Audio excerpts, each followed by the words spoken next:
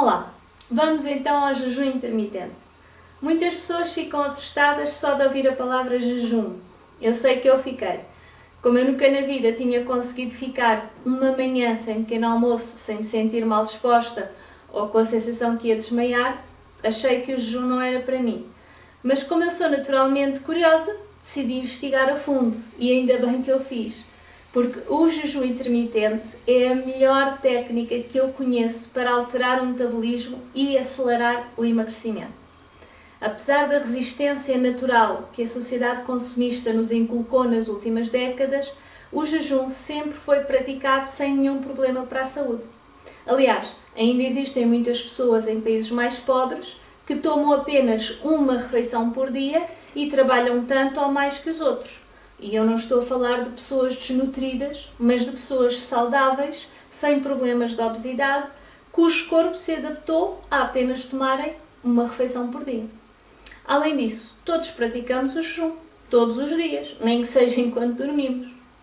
Foi a indústria alimentar, com a ajuda dos meios de comunicação, que divulgaram a ideia de que faz mal sair de casa sem o pequeno almoço e que devemos comer no mínimo 3 em 3 horas, para não ter quebras de açúcar ou de energia e para não desacelerar o metabolismo. Enfim, o que é que diz a ciência sobre o assunto?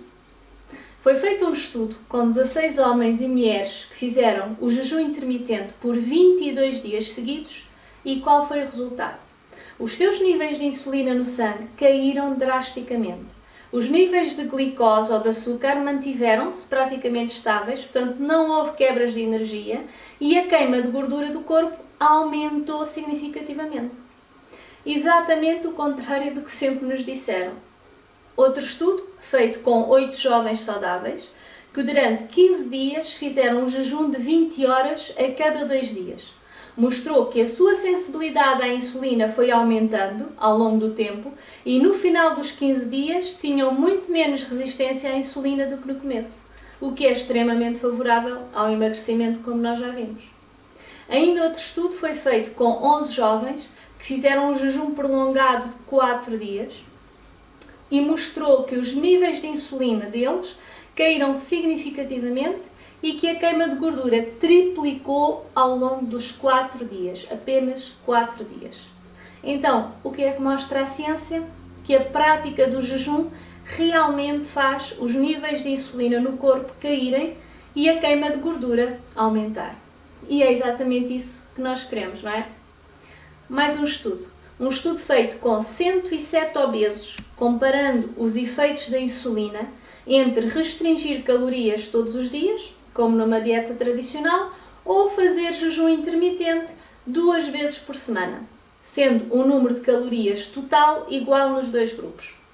Ficou provado que no grupo que fez uma dieta tradicional, restringindo as calorias, a resistência à insulina aumentou, enquanto que no grupo que praticou o jejum intermitente, a sua resistência à insulina diminuiu bastante. Como podemos ver, um dos grandes benefícios do jejum intermitente é exatamente controlar a resistência à insulina, que é um dos problemas que mais impede as pessoas de emagrecerem de uma forma permanente ou de uma vez por todas.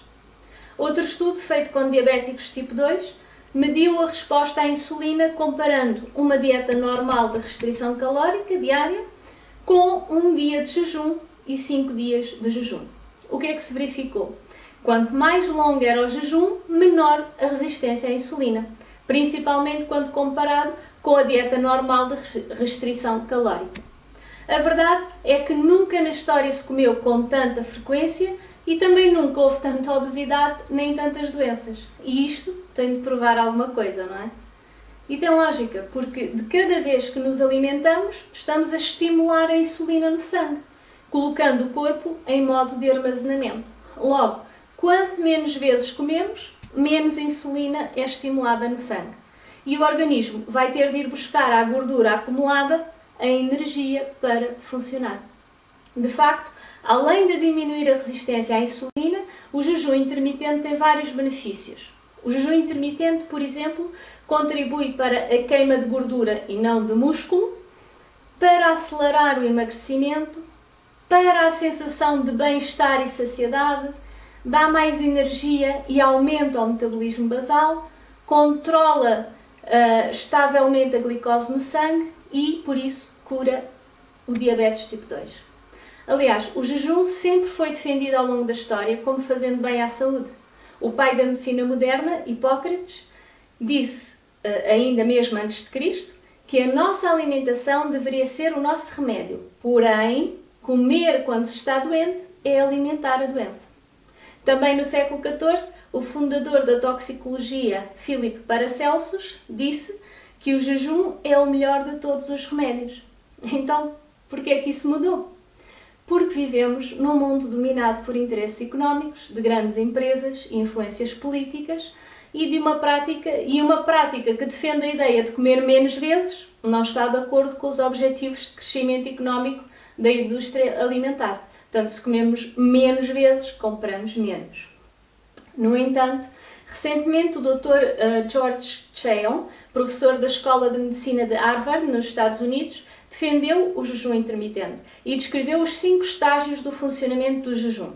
Ele explicou que no primeiro estágio do jejum, a maior parte do corpo está a queimar glicose ou açúcar, ingerida através dos alimentos.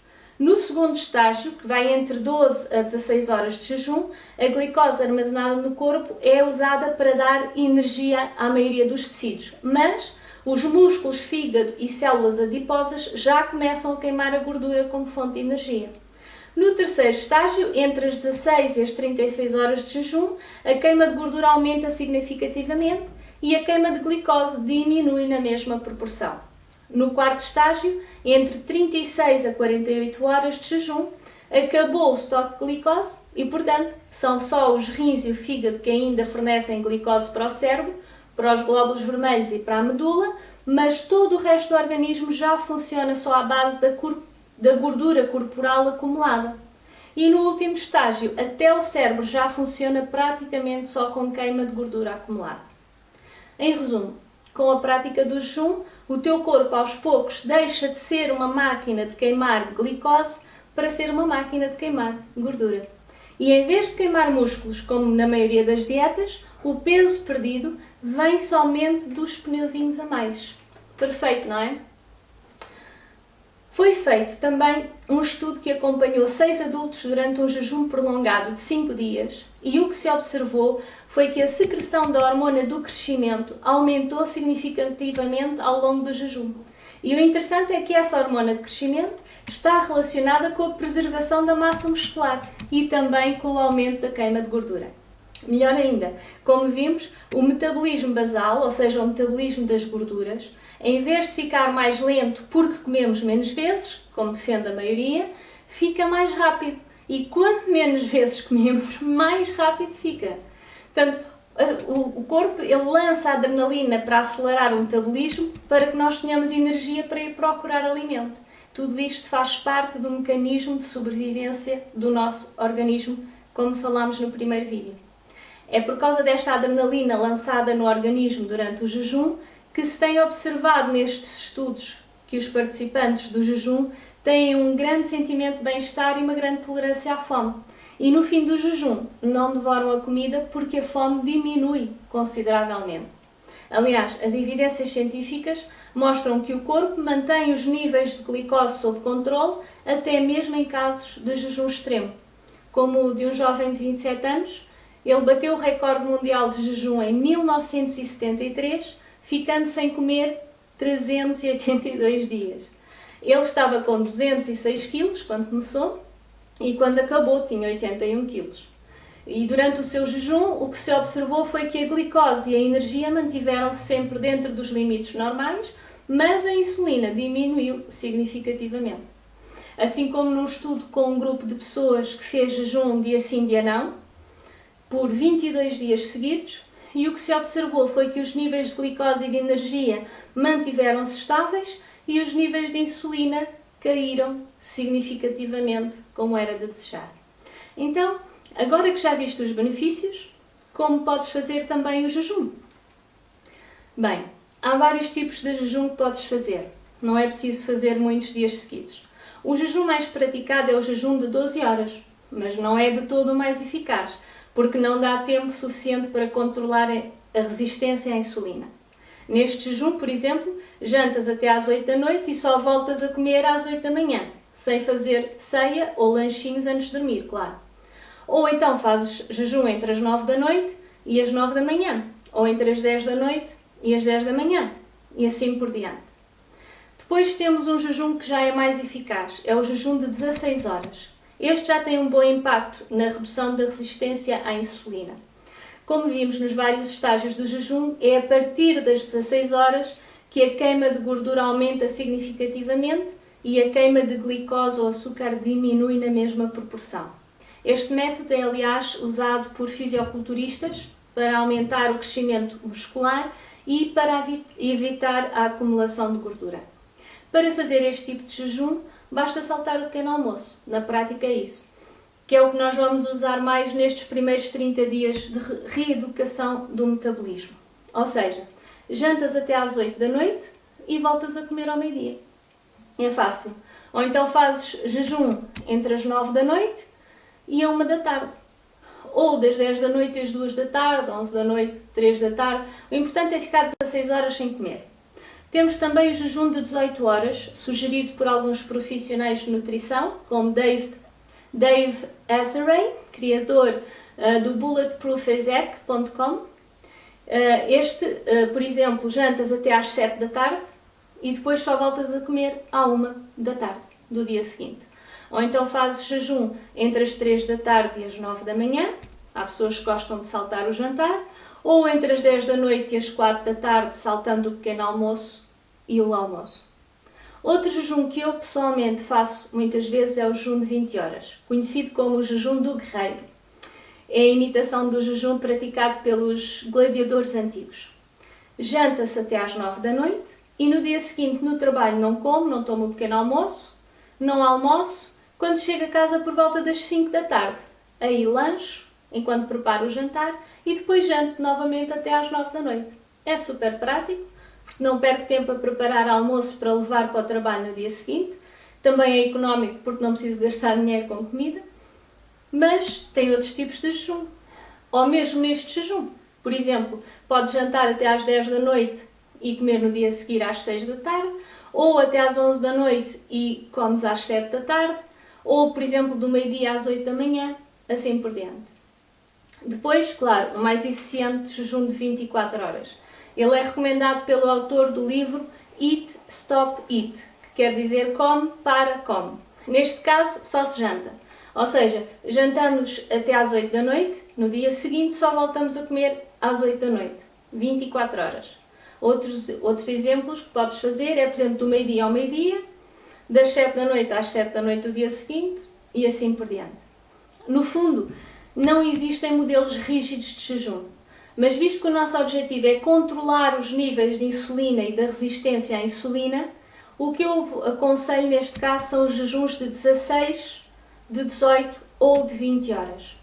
Claro que quanto maior for o jejum, maior a queima de gordura, até porque não havendo alimentos onde ir buscar energia, o metabolismo acelera e vai buscar à gordura acumulada a energia que precisa para executar as suas funções vitais. No entanto, eu não recomendo fazer jejuns mais longos sem acompanhamento médico. Então, o que é que podes comer ou beber durante o jejum? Bem, a primeira parte da pergunta é fácil, não é? O que é que podes comer? Nada, é jejum. O que faz quebrar o jejum é a glicose e todos os alimentos, exceto a gordura pura, transformam-se em glicose. Mas, quanto ao que beber, temos mais opções, claro. Então, durante o jejum, podes beber água normal ou água com gás. Eu, pessoalmente, bebo muito água com gás nos jejuns porque mantém o estômago mais ocupado. Chá verde, chá preto, chá branco ou outras infusões, sempre sem açúcar nem adoçantes. Chá preto, nada de café com cevada porque a cevada é carboidrato. Ou chá com manteiga, que é chamado o café turbo. Vocês podem encontrar a receita na secção de receitas. Ou chá turbo, que é também chá com manteiga, que é bastante saciante. Ou caldo de ossos, que é um caldo que se faz a partir dos ossos, que também é bastante saciante e que vocês encontram a receita. Agora atenção, durante o jejum deve-se evitar o uso de qualquer adoçante, seja calórico ou não calórico, nem stevia, porque alguns estudos mostram que os adoçantes estimulam na mesma a insulina no sangue e isso iria parar o jejum e nós não vamos correr esse risco, está bem? Então, quem é que não deve fazer o jejum? Primeiro de tudo, vale sempre a pena dizer que antes de fazer qualquer alteração na dieta é sempre bom fazer uma consulta com um médico de confiança para ver se está tudo bem e se não há nenhuma doença a levar em conta, não é? Dito isto, a verdade é que a maioria das pessoas melhora bastante a saúde com a técnica do jejum intermitente. Mas há algumas pessoas que não devem fazer o jejum. Por exemplo, quem toma medicação antes de fazer o jejum deve falar com o seu médico e ver se precisa de adaptar as horas da medicação. Principalmente quem é diabético e toma medicação para o diabetes, para controlar a insulina, pode ter de ajustar a dose de insulina. Quem não deve mesmo fazer jejum são as crianças, porque elas precisam de muitos nutrientes sempre a entrar para o processo de crescimento e, claro, as mulheres grávidas ou que estejam a amamentar, porque têm também uma necessidade extra de grande quantidade de nutrientes.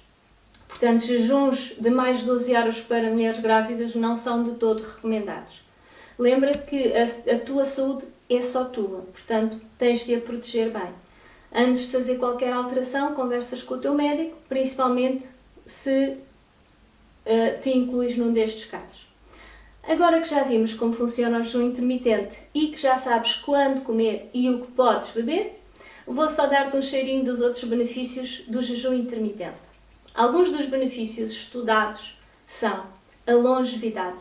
Através do processo da autofagia, que é um processo através do qual as células saudáveis comem as partes das células que estão velhas ou defeituosas, podemos ter mais longevidade. Também o jejum intermitente reduz a tensão alta, combate as células cancerígenas que não sobrevivem mais do que 3 dias sem glicose, além de ajudar a reduzir os sintomas da quimioterapia, promove a saúde mental, também através do tal processo da autofagia, promove o crescimento dos músculos sem diminuir a energia para fazer exercício e dá uma grande sensação de clareza mental, bem-estar e energia ao longo do dia, que faz com que o jejum se torne uma prática corrente na nossa vida. Então força, não tenhas medo de experimentar o jejum intermitente. Depois de alguns dias numa alimentação de qualidade, o teu corpo já estará adaptado a queimar gordura como fonte de energia e, portanto, o jejum vai ser tão fácil que até vais ficar surpreendido. Pronto para começar? Então vamos ver a terceira parte da nossa estratégia de emagrecimento e da reformulação do metabolismo. O controle do cortisol produzido pelo stress. Anda daí!